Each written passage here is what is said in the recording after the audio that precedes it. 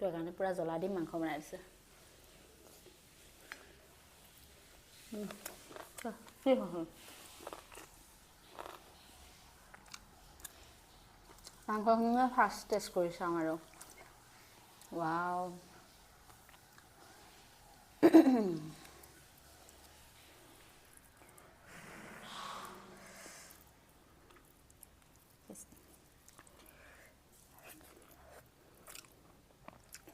অকণমান ভোট জলকীয়া আচাৰ লৈছোঁ জ্বলা হৈছে আৰু জ্বলা লৈছোঁ